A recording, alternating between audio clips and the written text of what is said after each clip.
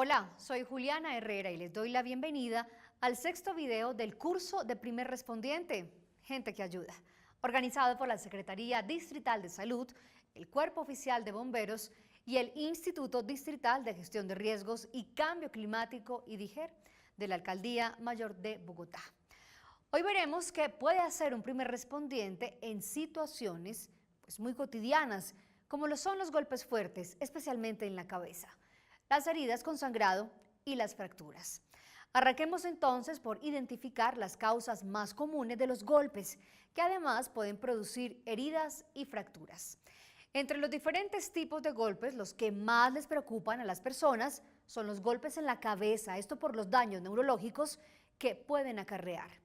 Las causas más comunes de los golpes en la cabeza son las caídas de altura, porque no se toman las medidas de seguridad necesarias, resbalones en la ducha, caídas por escaleras.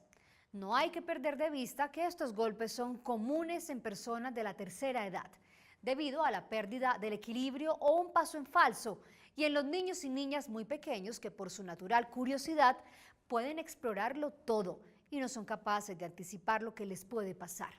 También se presentan golpes en la cabeza por accidentes vehiculares, enfermedades que sufre la persona y falta de coordinación debido al consumo de licor o sustancias psicoactivas.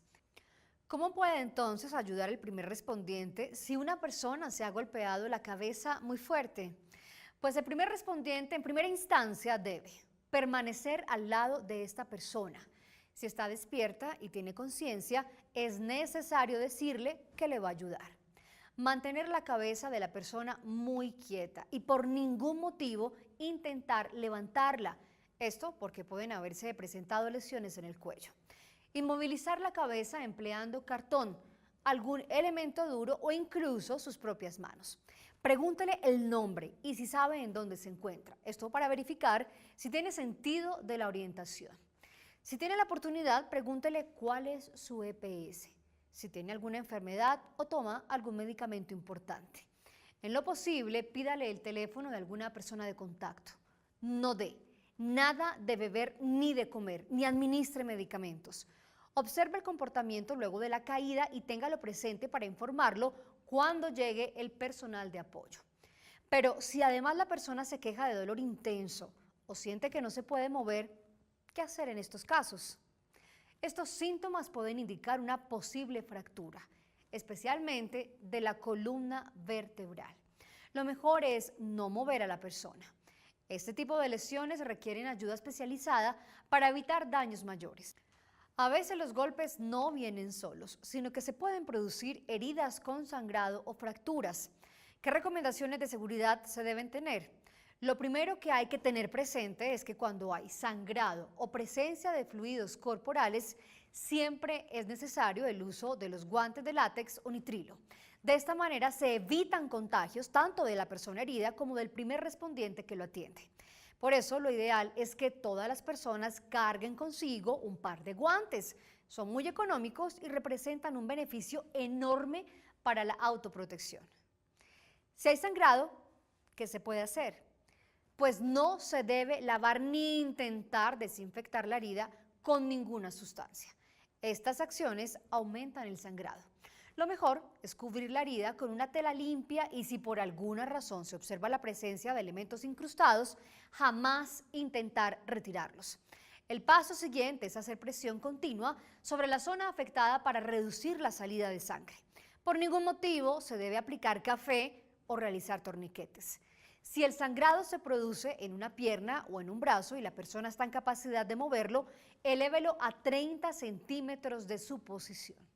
Si la persona herida se encuentra atrapada, como ocurre en un accidente vehicular, ¿qué puede hacer el primer respondiente? Cuando una persona se queda atrapada en un vehículo, llama inmediatamente al 123. Es necesaria la ayuda de las entidades de emergencia que tienen los equipos adecuados para realizar el rescate. Intentar hacerlo sin elementos de protección o entrenamiento adecuado, pues puede aumentar las lesiones de la persona. La mayoría de las veces las estructuras que aprisionan a la persona actúan como un torniquete y al momento de retirarlas abruptamente pueden ocasionar la muerte del afectado. Y cuando se trata de una fractura, cómo actuar en estos casos. Hay que aclarar que no solo las caídas causan fracturas, también se producen por movimientos inadecuados o el impacto de algún objeto contra la persona. Normalmente las fracturas son mucho más frecuentes en los brazos y en las piernas. Entre los síntomas que un primer respondiente puede notar es que el dolor es muy intenso y localizado y aumenta con el solo hecho de tocar suavemente la zona afectada. La persona no es capaz de realizar movimientos normales y es mejor que ni siquiera intente hacerlo. Se puede observar hinchazón y enrojecimiento de la zona afectada. También se puede ver algún tipo de deformación. En estos casos, si hay sospecha de fractura, lo más importante es no mover a la persona lesionada sin antes haber inmovilizado la parte afectada mientras llega la ayuda. Claro, a menos de que corra un peligro mayor. De ser así, arrástrela tomándola por la ropa hacia un sitio seguro y procure moverla en bloque. Antes de inmovilizar la fractura, si existe sangrado, recuerde las recomendaciones que se indicaron al comienzo: no lavar ni intentar desinfectar la herida. Cubrirla con una tela limpia y hacer presión suave, pero continua, para reducir el sangrado. Ahora sí, para inmovilizar, lo primero que tiene que tener presente es que debe dejar la parte afectada en la misma posición en la que encontró la persona. Por ningún motivo intente acomodar el hueso afectado a su posición original, porque puede causar graves daños.